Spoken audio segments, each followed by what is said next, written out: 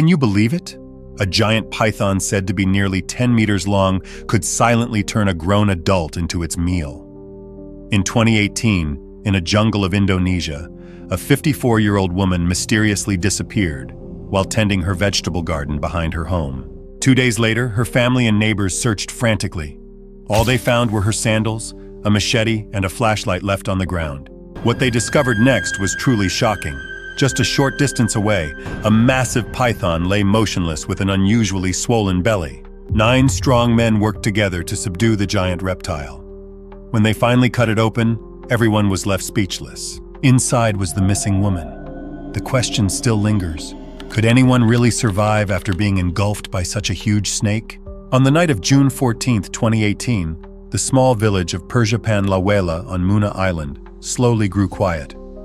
While the homes lit their lamps, Watiba, a 54-year-old woman, set out alone to her garden nearly a kilometer, half-mile away. It was her usual routine, to check the garden before nightfall, making sure the crops were safe from wild animals. For her, that small garden was the main source of income for the entire family. She wore worn plastic sandals, carried a flashlight, and held her machete as she always did. But that night, she never came home. The next morning, the sun was already high, but Watiba still had not returned. Her family grew worried because in all those years, she had never once stayed overnight in the garden. They quickly called for neighbors. Within moments, more than 100 villagers had gathered, spreading out in every direction to search. They knew something was wrong, but no one dared imagine the worst-case scenario. The crowd moved toward her garden, hoping to find her safe. But what they saw first was not the woman herself, but her belongings scattered on the damp ground. A pair of worn-out sandals, a machete with dirt still clinging to it, and a flashlight that had gone out. Aside from those items, there were no signs of where she had gone. No footprints, no drag marks, no trace of blood. What they did not expect was that just a few dozen meters away, an even more chilling scene awaited. The villagers split into groups, combing the narrow paths leading into the forest.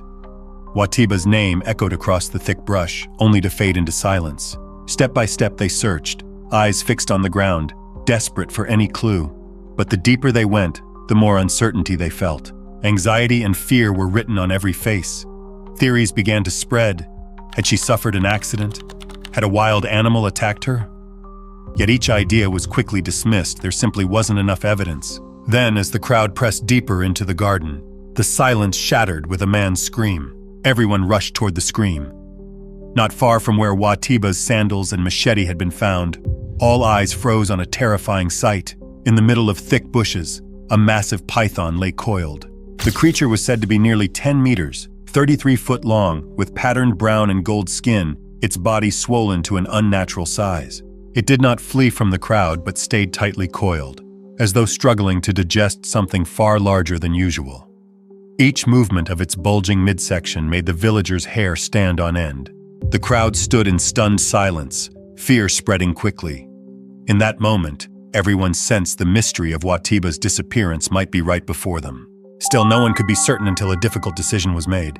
The villagers gathered around the snake, too afraid to move closer. Their eyes were locked on its massive drum-like belly. Some swallowed hard, others stepped back, their trembling hands pointing toward the distorted shape before them. That swollen belly did not look like the result of an ordinary meal. It was too large, too unnatural. Even more unsettling, its outline seemed to resemble the shape of a human body inside. The atmosphere grew unbearably heavy, silence pressing down on everyone. Then whispers spread through the crowd. Could she be in there? The question alone was enough to send chills down every spine. A few brave men approached with spears and blades. The python remained where it was, breathing heavily, its cold eyes unblinking, as if daring anyone to intervene. Out of fear it might strike again, the villagers decided they had no choice but to bring it down. After much discussion, 9 strong men were chosen to subdue the massive creature. The python thrashed wildly, its powerful body striking the ground with heavy sounds like thunder. The entire garden seemed to shake during those tense, breathless minutes. The villagers shouted and pushed with all their strength until at last, the giant serpent collapsed, lying motionless in the clearing. But the fear did not end there. Once again, every eye turned toward its swollen belly. Hands holding blades trembled, and hearts pounded like drums in the silence. An elder, known as the bravest man in the village, stepped forward. His hands trembled slightly, but his gaze was steady.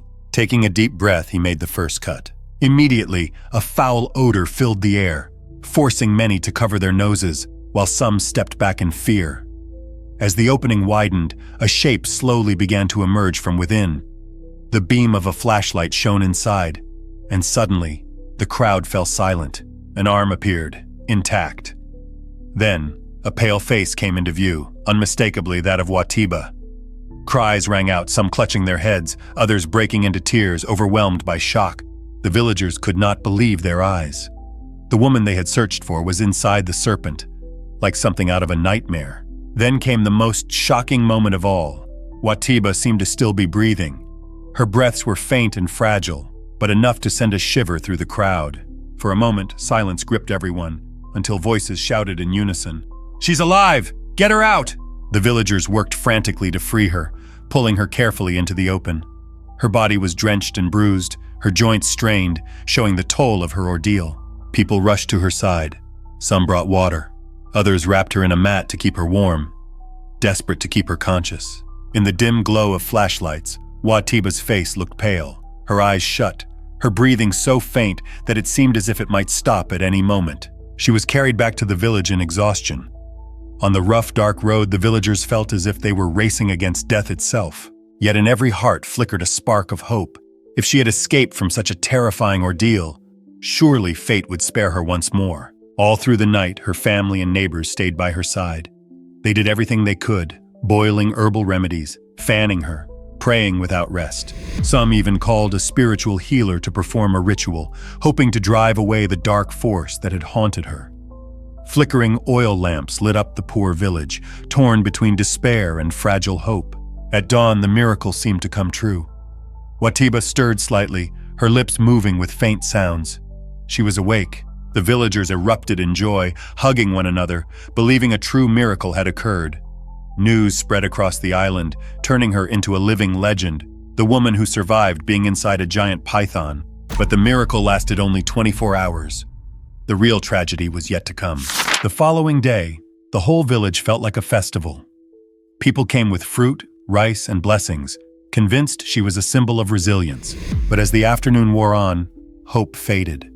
Her breathing grew heavy, her face pale, cold sweat running down her skin. Her family panicked, calling for help, searching for healers, but her body had endured too much, trapped without air, without light, in a crushing space no human should survive. That night, as the clock struck midnight, Watiba exhaled her last breath. Cries of grief echoed throughout the small village. From joy to despair, the people now faced the loss of the woman they had called the one who returned from death. Her passing left behind a haunting memory. The villagers looked at one another, unable to speak a word. After Watiba's death, the small village of Persiapan Lawela was never the same. The people were not only heartbroken, but also deeply shaken, carrying the memory with them ever since. Her garden became a place people avoided, and stories of the giant python were passed down for generations. Some even claimed that on dark nights, strange sounds still came from the bushes, reviving old fears. Her story spread beyond Muna Island, serving as a chilling reminder of the hidden dangers of nature. Pythons usually hunt smaller prey, but in Indonesia, human encounters have become tragically real. As palm gardens and farms expand, the snake's habitats shrink to the very edges of human settlements. When wild boars, deer, and their usual prey vanish, starving pythons turn toward more dangerous choices. According to the Sulawesi Disaster Management Agency, at least 5 fatal python incidents occurred in recent years, all victims caught while working alone. On the very day of Watiba's funeral, villagers discovered another python, about 7 meters long, coiled around a tree with half-eaten livestock nearby. The local authorities warned, this was no coincidence. It was the inevitable result of humans invading untouched habitats. In the rainforest, every leaf underfoot can hide deadly danger. A python's scales are a master of camouflage, its mottled pattern blending perfectly with dry branches and leaves, invisible even to hawks when it stays still. The reticulated python is among the largest snakes in the world, growing over 10 meters and weighing hundreds of pounds. Not only immense in length, its strength is extraordinary. Experts say these pythons mainly feed on mammals, but sometimes they target reptiles, even crocodiles. They usually begin with small prey, like rats or small animals, but once they grow large enough, they shift to bigger targets. With their muscular coils, they can overpower wild boar, deer, and on very rare occasions, humans. Even more frightening, these snakes are masters of patience.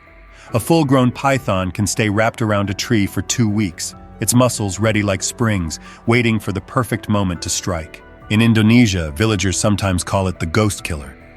Victims are often caught off guard, struck at the ankle in the very instant of their next step. But the real nightmare begins after the bite.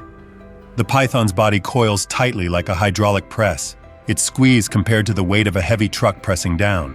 Each breath the victim takes makes the constriction worse. Ribs crack, lungs collapse, and finally suffocation occurs as the chest caves in. Scientists once tested this on human-sized mannequins. Within 90 seconds, the bones could not withstand the crushing pressure. Perhaps most frightening is its flexible jaw and stomach. The reticulated python can open its mouth wide enough to swallow prey larger than its head.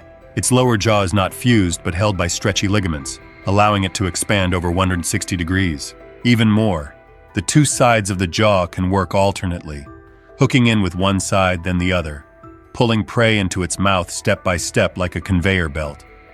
This explains how cases like Watiba's could even happen.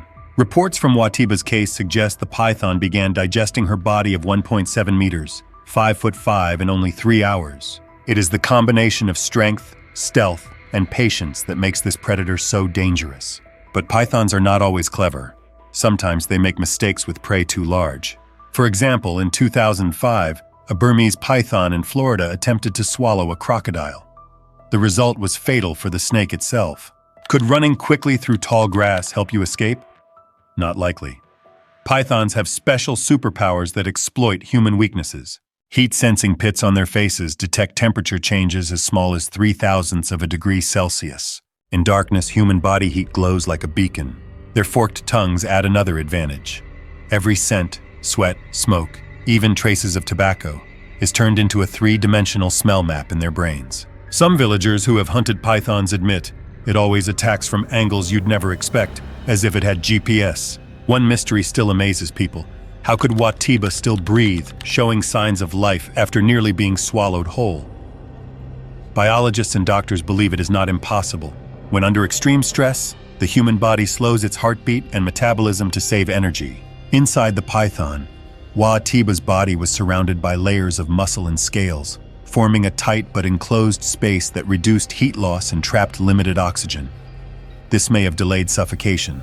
Another factor is the survival reflex of lowering metabolism during oxygen shortage. In this state, breathing slows, the heart beats faintly, but basic life functions can continue for a short time. This explains why, when villagers opened the snake, she was still faintly alive despite being critically weak. Thanks to the combination of human survival reflexes and the python's temporary enclosure, Watiba escaped instant death, creating a short-lived miracle, both extraordinary and scientifically possible. But even this miracle lasted only 24 hours before the final tragedy arrived. Beyond scientific explanations, some local villagers and shamans offered spiritual theories about Watiba's survival. They believed her soul was shielded by a mysterious protective force. In Sulawesi folklore, there are tales of forest spirits, mystical beings said to hold human life in their hands during moments of life and death.